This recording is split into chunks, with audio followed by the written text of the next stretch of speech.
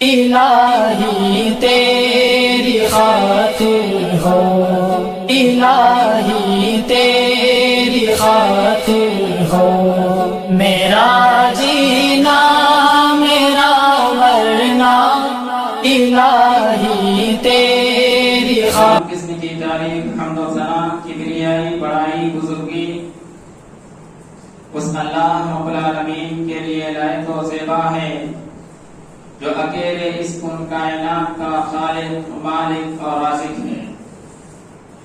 بعدہ پیش بہا درود و سلام نازل ہو اللہ رب العالمین کے تمام انبیاء کرام پر، تفضل خاص با امینہ کلال تاجدر مدینہ امام الانبیاء سید المرسلین رحمت للعالمین جناب عربی محمد رسول اللہ صلی اللہ علیہ وسلم پر، اللہم صلی وسلم بارک علیہ۔ حاضرین جمعہ، بزرگان دین، نوجوان دوستوں، عزیز بچوں اور ملت کی ماں اور بہنوں، ہم جس مہینے سے گزر رہے ہیں وہ مہینہ حرمت والے مہینوں میں سے ایک محرم الحرام کا مہینہ ہے۔ محرم الحرام یعنی اسلامی تاریخ کا پہلا مہینہ، اس مہینے کے 10ویں تاریخ کا روزہ رکھا جاتا ہے۔ پیارے نبی صلی اللہ علیہ وسلم نے اس مہینے کی 10ویں تاریخ کا روزہ رکھا، خود آپ صلی اللہ علیہ وسلم نے اس پر عمل کیا، صحابہ کرام کو تلقین کی، ابھارا، ترغیب دلائی۔ پیارے نبی صلی اللہ علیہ وسلم نے ارشاد فرمایا، افضل الصیام بعد رمضان شہر اللہ المحرم، کہ رمضان المبارک کے روزوں کے بعد سب سے افضل روزہ یہ محرم کا روزہ ہے۔ حاضرین، محرم کا مہینہ یہ وہ مہینہ ہے جس کو پیارے نبی صلی اللہ علیہ وسلم نے شہر اللہ کہا ہے، یعنی اللہ کا مہینہ۔ یوں تو سال کا ہر مہینہ اللہ رب العالمین کا مہینہ ہے، سال کے 12 مہینے اللہ رب العالمین کے مہینے ہیں، لیکن پیارے نبی صلی اللہ علیہ وسلم کا اس مہینے کے حوالے سے یہ کہنا کہ یہ اللہ رب العالمین کا مہینہ ہے، دراصل اس مہینے کی عظمت اور اس مہینے کی فضیلت اور اس مہینے کی حرمت کی دلیل ہے۔ حاضرین، یہ مہینہ جسے پیارے نبی صلی اللہ علیہ وسلم نے شہر اللہ کہا ہے، لیکن بدقسمتی سے مسلم معاشرے کے اندر، مسلم علاقے کے اندر، مسلم گھرانوں کے اندر یہ مہینہ شہر اللہ کے نام سے جتنا مشہور نہیں ہے، اس سے کہیں زیادہ شہادت حسین کا مہینہ اس نام سے مشہور ہے۔ اور اس کی وجہ یہ ہے کہ جب ہر سال محرم کا مہینہ آتا ہے تو حضرت حسین رضی اللہ تعالیٰ عنہ کے نام پر مجلسیں سجائی جاتی ہیں۔ جب محرم الحرام کا مہینہ آتا ہے تو ایسی صورت میں حضرت حسین کے نام پر جلوس نکالے جاتے ہیں۔ جب محرم الحرام کا مہینہ آتا ہے تو حضرت حسین رضی اللہ تعالیٰ عنہ کے نام پر تعزیہ بنایا جاتا ہے۔ جب محرم الحرام کا مہینہ آتا ہے تو ایسی صورت میں حضرت حسین کے نام پر ماتم کیا جاتا ہے۔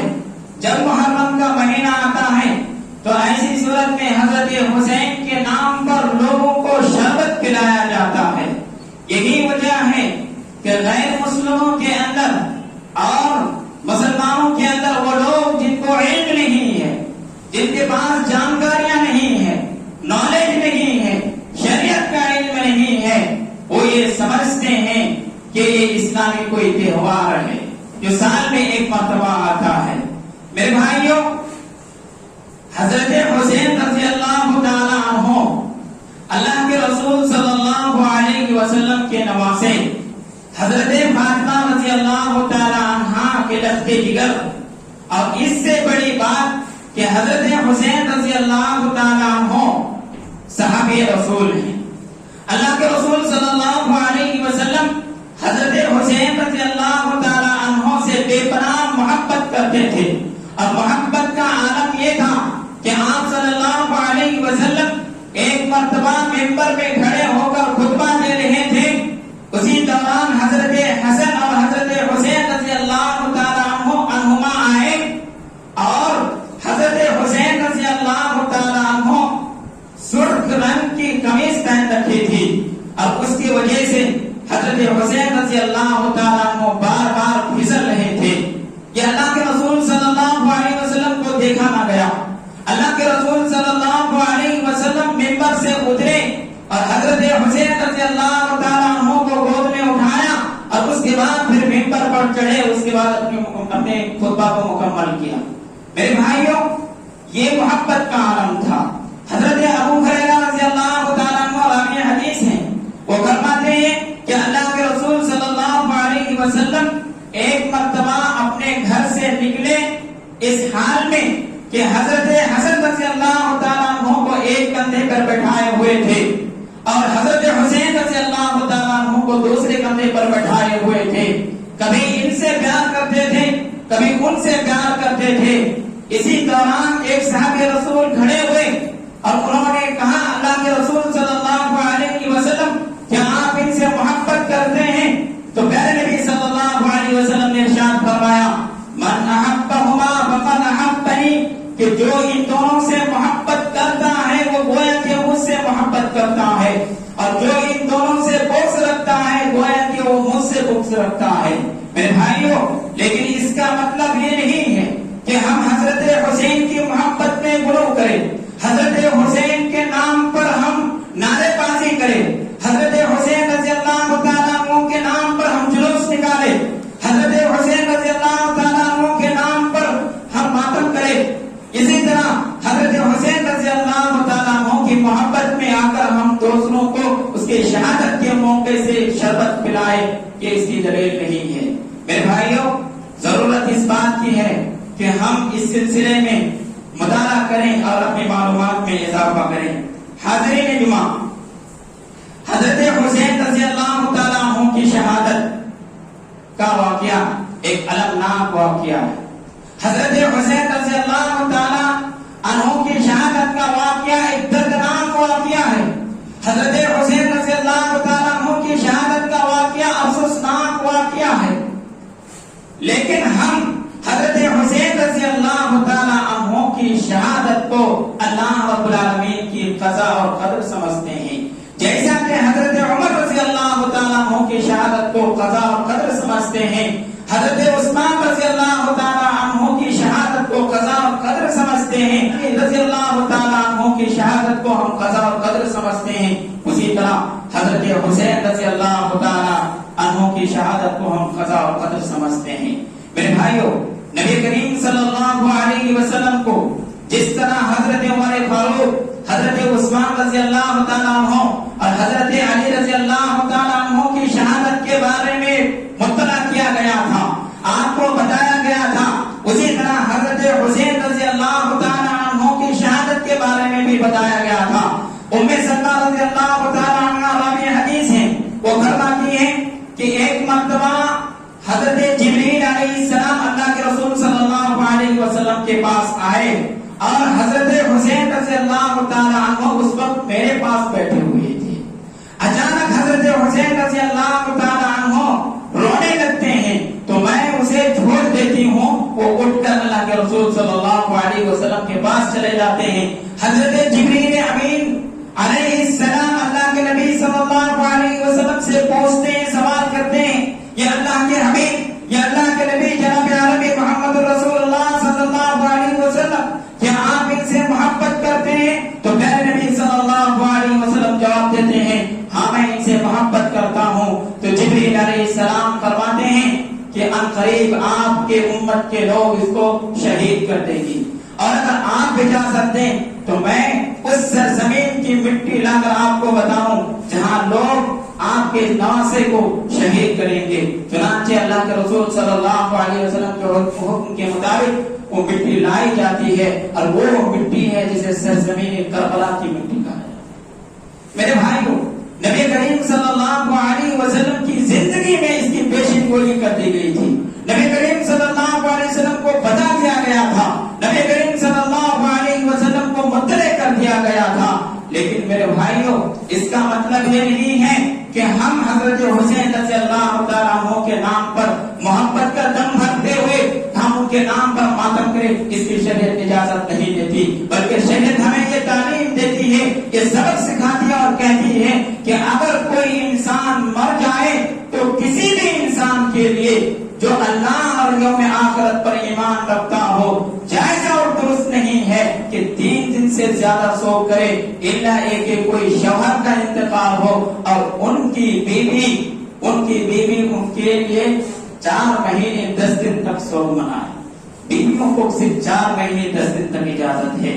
اس کے علاوہ کسی قریبی کا انتقال ہو، کسی خاص یار کا انتقال ہو، یا کسی اور کا انتقال ہو، اپنے بیٹے کا انتقال ہو، بیوی کا انتقال ہو، باپ کا انتقال ہو، ماں کا انتقال ہو، کسی کا انتقال ہو، اس پر ماتم نہیں کیا جا سکتا، اس پر سوگ نہیں منایا جا سکتا.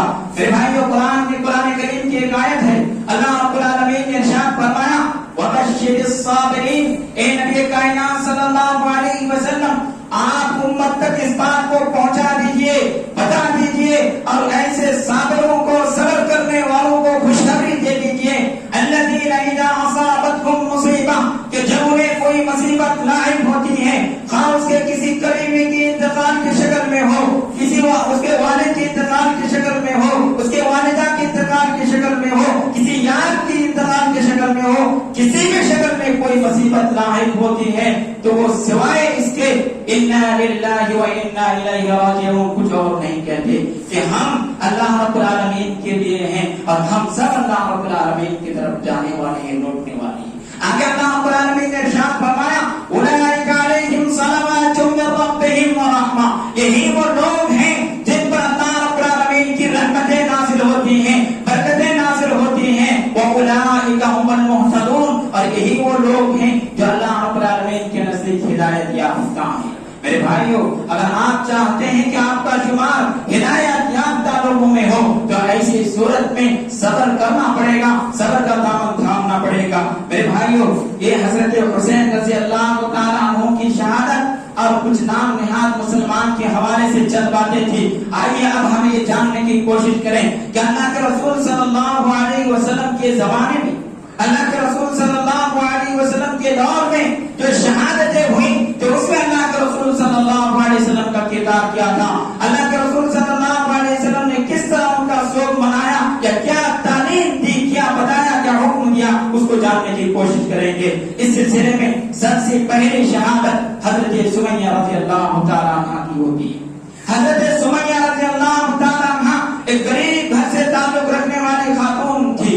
جب وہ اسلام قبول کرتی ہے، اور یہ وہ دور تھا جب کفار مکہ غریب مسلمانوں کو، کمزور مسلمانوں کو ستایا کرتے تھے، پریشان کیا کرتے تھے، طرح طرح کی اذیتیں دیتے تھے، ان کو تکلیفیں برداشت کرنے کے لیے مجبور کرتے تھے. اسی دوران حضرت سمیہ رضی اللہ تعالی عنہا اسلام قبول کرتی ہیں، اسلام قبول کرتی ہیں. چنانچہ حضرت سمیہ رضی اللہ تعالی عنہا کو بھی لوگ تکلیفیں دیتے ہیں، طرح طرح کی تکلیفیں دیتے ہیں. ریت پر ان کو لٹا دیا جاتا ہے، بھاری چٹان ان کو اوپر رکھ دیا جاتا ہے. ایک مرتبہ کیا ہوا، اللہ کے رسول صلی اللہ علیہ وسلم بنو مخزوم کے قبیلے کے گزر رہے تھے.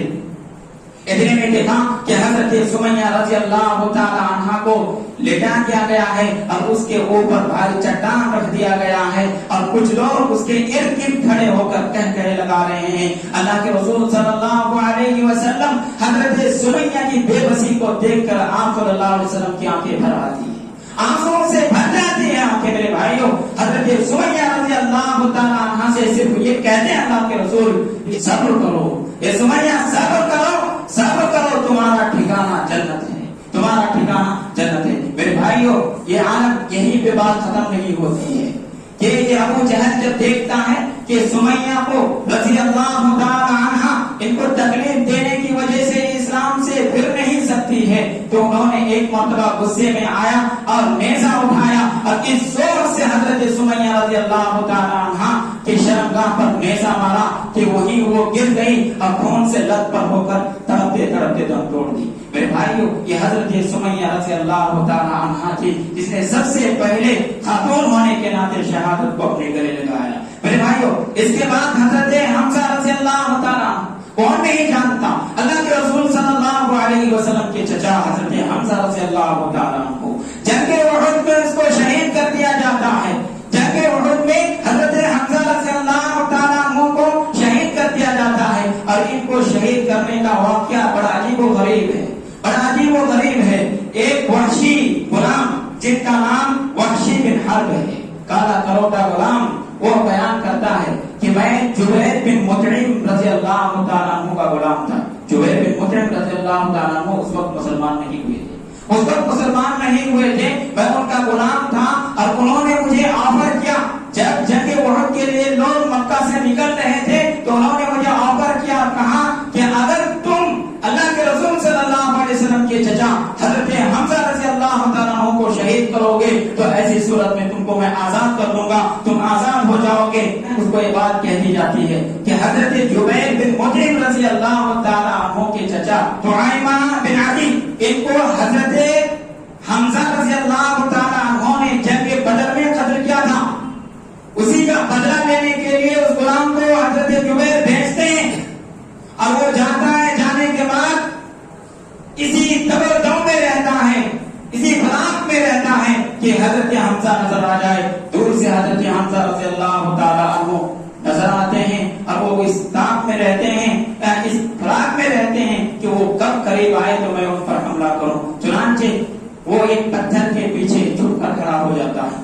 وہ وحشی غلام پتھر کے پیچھے کھڑا ہو کر چھپ کر کھڑا ہو جاتا ہے اور ایک آدمی جن کا نام سبا بن عبد العزا بتایا جاتا ہے وہ حضرت حمزہ رضی اللہ تعالیٰ عنہ کو شہید کرنے کے لیے آگے بڑھتا ہے اور حضرت حمزہ رضی اللہ تعالیٰ عنہ اس کو دیکھ لیتے ہیں اور اس زور سے اس کے اوپر تلوار چلاتے ہیں کہ اس کی گردن تن سے جدا ہو جاتی ہے, فوراً وہ گر جاتا ہے. اور اس کے بعد جب حضرت حمزہ رضی اللہ تعالیٰ عنہ وہ قریب ہوتے ہیں جہاں وہ وحشی غلام چاہتا تھا کہ وہاں پہ پہنچے, جب وہ وہاں پہ پہنچتے ہیں تو ایسی صورت میں اس زور سے وہ نیزہ مارتا ہے. وحشی غلام مارنے میں بہت بہادر تھا, بہت ماہر انسان تھا.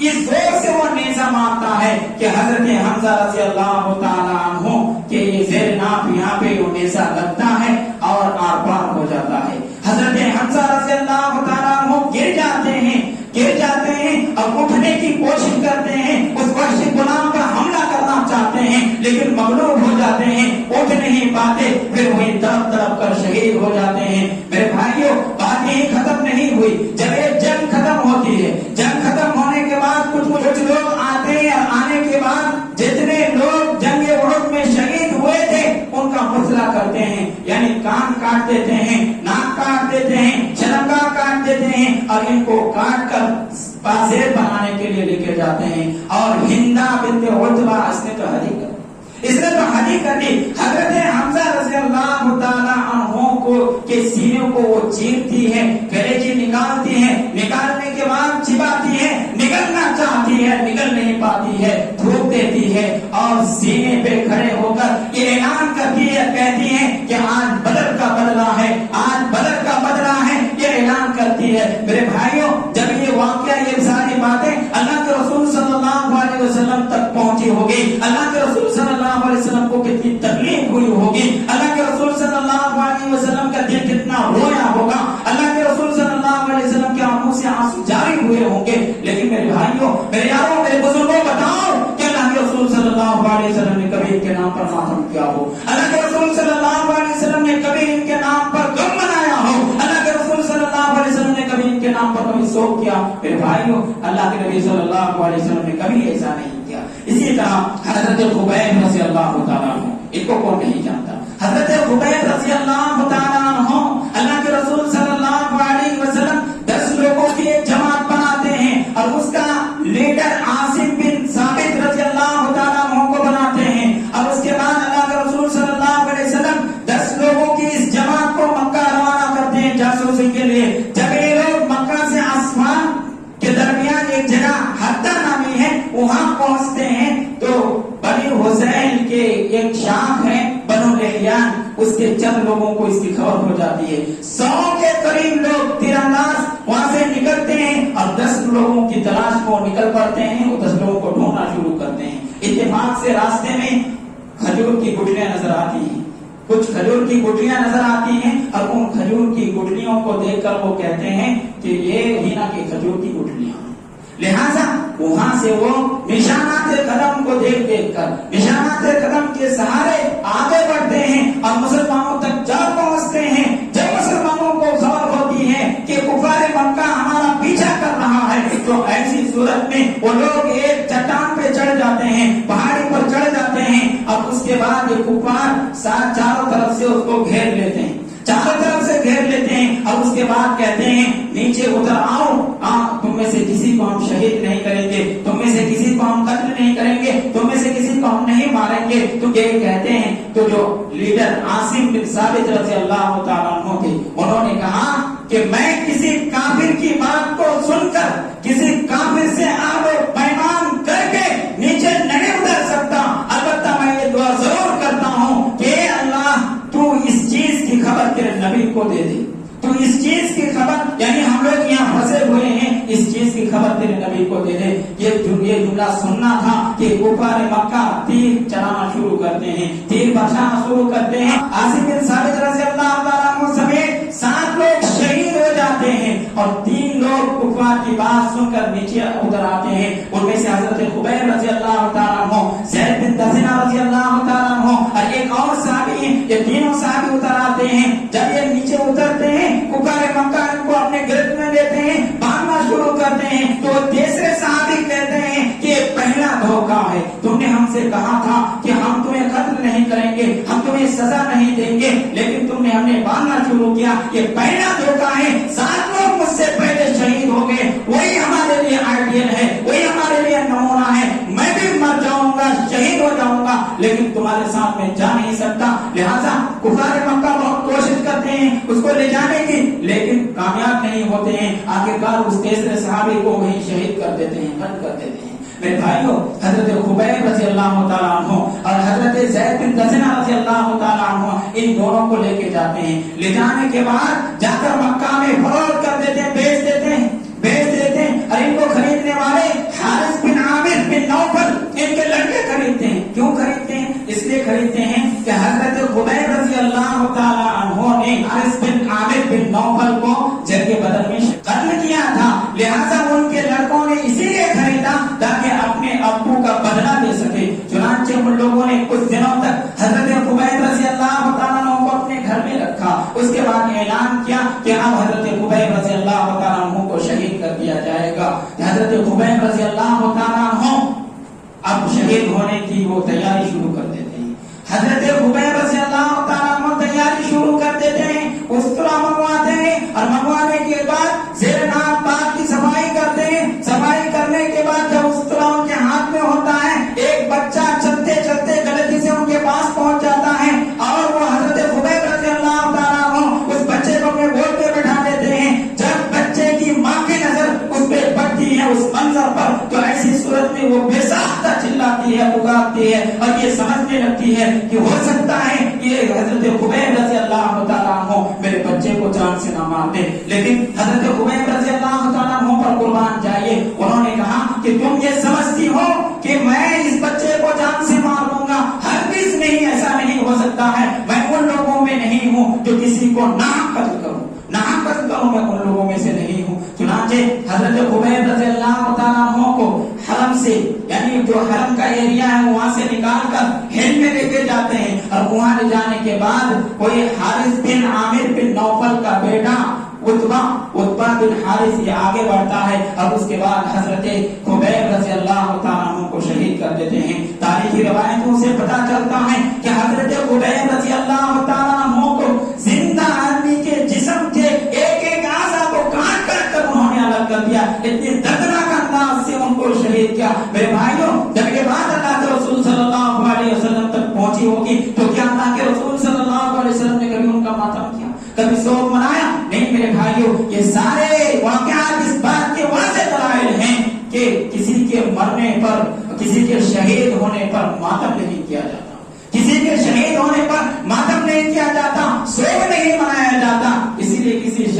کیا یہ خوب کہا ہے کہ کہہ دو غم حسین منانے والوں سے کہ مومن کبھی شہداء کا ماتم نہیں کرتے۔